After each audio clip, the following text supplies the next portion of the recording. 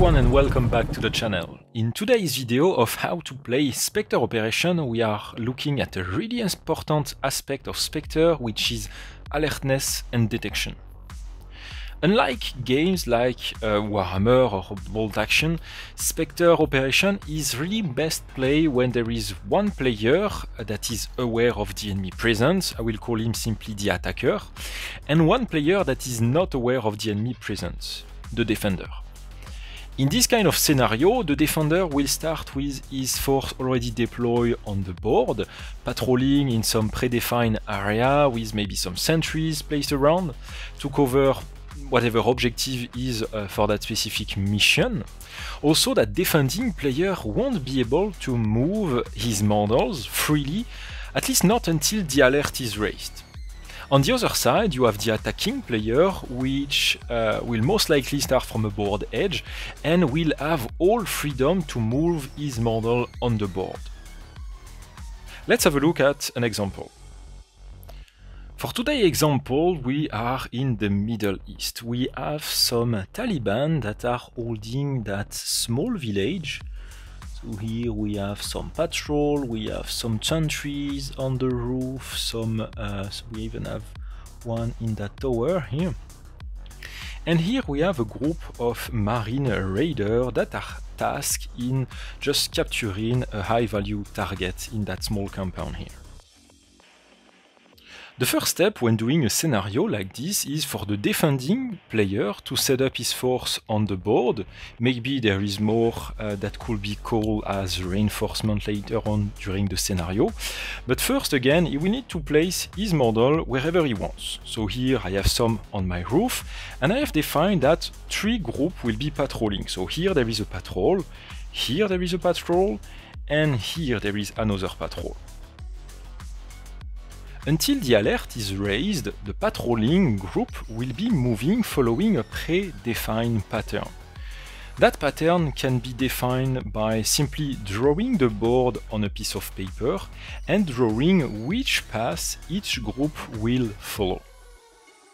You could also just take an aerial picture with your phone and draw on your image app on your phone the different paths for all the different groups. The drawing the path is the rule proposed and suggested in the Spectre Operation rulebook, but what I prefer to do, especially because I'm playing solo and I want to know in advance the path of those groups, is to use a simple scatter dice from Games Workshop. So basically, each turn for each group, I will take my dice and I will roll it. This will give me a direction that group will move. And for each of them, I'm moving them 6 inches, which is their maximum movement. So in that case, that group will move towards this position, reaching the end of the board. For that group, I'm going to roll the die again, and that group will move 6 inches in that direction. The advantage of the scatters dice is that also sometimes you have this. When I have this icon here, I'm playing it like the group is not moving, they just switch position and face whatever that small arrow on top is facing. This gives a lot of randomness into the different movements and can make some really fun surprises, especially when you are playing solo. But again, sometimes it might be not realistic, like in that case. So that's why when you are playing a player versus player game, drawing the different paths on a piece of paper might be simpler to just to have something a bit more realistic. That group will probably just circle around the compound and come back at its origin, for example. Once the defending player has placed his sentry, have placed his patrol, and have drawn the different paths each patrol will follow, the attacking player can decide wherever he wants to start. It can also be dictated by the scenario. Maybe they are starting from a vehicle that is in the middle of the board. In that example I'm playing here, they are starting on that board edge. For the first few turns, it will be mostly the attacking player that will basically have some fun, because he will move freely on the board. And the defending player won't be able to do anything unless one of the attacking models come into line of sight of one of his models. So let's say that, for example, here that group of special forces enter line of sight by moving here. He enter line of sight of that model on the roof. Actually, more like that. So now that this model have in line of sight, we can actually check if he can really see what's over here. To do that, first, actually before setting up the scenario, it should be defined if it's a nighttime scenario or if it's a daytime scenario. Because during the day, model can see way farther. In that scenario here, my special forces have some night vision goggles, as we can see over here. These are using the same rule as the day. But on the opposite side, the Taliban don't have any night vision goggle, and they're using a specific rules for nighttime engagement. So this is the detection table for day combat. So for example, let's check here. My Taliban are militia. From 0 to 12 inches, they automatically detect everything that comes in that range. From 12 to 14, they detect on a 3+, etc. And here is the detection table for the night. It's a bit cumbersome because on the Spectre Operation rulebook, the detection for the day is pretty early, page 48 in the advanced rule, but the night table is like 125, so it's really towards the end of the rulebook. There is a couple of things here related to night fighting. So here in our case, the Taliban don't see really well at night. Between 0 to 6, they automatically detect. Between 6 to 12, they detect on a 3+, and between 12 to 24, they detect on a 6. So back on that area, I check the range, and that Taliban is roughly at 13 inches from my friendly forces here. That means, if we come back to the table, between 12 and 24, that Taliban will detect that group on a 6. There is though 3 enemy models, so we need to roll for the 3 of them, because he might see any of those. So I'm going to take 3 die, I'm going to roll it. So 4, 5, and 5, he needed a 6, that means none of these can be spotted. In addition to that, if the model do a tactical movement, during the day it will give them a +1 to that detection roll, and during the night it's a +2. So it's almost impossible to notice them in that specific scenario where they are 13 inches from that enemy fighter. Doing those rolls for detection is done directly in the opponent movement phase. So here I'm the special forces, I enter line of sight on my opponent, he can right away do his detection roll. So in that case, let's say that he detected one of the model. That means that this model here, that fighter is now alerted. But the alertness didn't spread to the whole enemy forces. Only this model is alerted for that turn. That means that in the following combat phase, if my friendly forces engage and kill that enemy fighter, he won't be able to spread the alert to the rest of the force.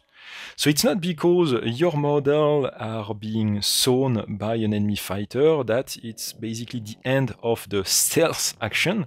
You can still kill the threat and remain undetected. So now let's say that this model saw that enemy group. The friendly forces here has the initiative. They move, they have been detected by that fighter. If that guy is smart, instead of staying in the open, he can just try to move out of sight of that enemy group, so he won't be able to be shot at. So maybe he will just crouch, do a tactical move and crouch behind that barricade. That means that the friendly forces here won't be able to kill him. and at the start of the following turn, he can raise the alarm and he can tell everyone on the board that the enemy is over here. So that covers the visual detection, but you also have the hearing. Any gunshot happening within 36 inches of an unalert model will make him alerted. Also, when moving close to an enemy, you may trigger his detection. So here, if you move within 4 inches of an unalert model, they will be automatically alerted. Also, if you are doing a tactical movement, this is reduced to 3 inches, but if you are doing a combat sprint, this is switched to 8 inches. So let's come back to our example. Here I have one of my guy which is equipped with a sniper rifle. It's that M40A5. As I said, if I fire with that model which is not equipped with a suppressor, that gunshot will be heard up to 36 inches. So basically here, almost every enemy on the board will be hearing that gunshot. So it's not really perfect in our case if we want to be a bit sneaky. On the other hand, just next to him I have that guy here. He's equipped with an MK18 with a suppressor on it. So the MK18, the card is right there. When you are using a silencer on a weapon, the distance the shot can be heard is reduced to the first range interval of the weapon you are using. So in that case, the MK18 is 16 inches, so basically that gunshot can be heard only up to 16 inches. So here, just to have a quick look, that's the range the gunshot can be heard. So this model can't even hear the gunshot, and the 3 patrolling one, they won't be able to hear it as well. In addition to that, your model can be equipped with subsonic ammunition. When using subsonic ammunition, the gunshot can be heard half the range interval of the weapon you are using. So here, for the MK18, instead of the shot being heard up to 16 inches, it will be heard up to 8 inches. The downside to the subsonic ammunition is that the weapon can be fired only in the first 3 range interval, and it also suffers a -2 to penetration. Also, when an enemy hears a gunshot, he will be alerted only in the next following turn. That means that, for example, here, let's say I'm firing with that guy equipped with an MK18, he's firing at that model, but again, he can be heard up to 16 inches. So basically, the 3 models here are in range of hearing that gunshot. If I had, let's say, another squad on this side here, if all of them take down that group, again, that group won't be able to raise the alert because they will be alerted only in the next following turn. Also, in that situation here we have 3 enemy fighters that have in line of sight those two good guys here. Actually, only those 2 have line of sight on them, so only those 2 will need to roll 2 dice to check detection on these. If one of the fighters detects one of these, only that specific fighter will become alert. And only this fighter will be able to start to move freely based on the player decision. The rest of the model will move based on what's defined on the drawing. Once the alert is raised on the board, the defending player can start to move his model a bit more freely. But it needs to be something logical. So for example, let's say that the attacking player started with some of his force over here, and maybe a smaller group on the other side of the board. If the alert is raised because that model here saw the first group, the defending player won't be able to send another group fighting that group that is over here that has not been discovered yet. When playing Spectre, you really need to put your head in the shoe of the model that are on the board.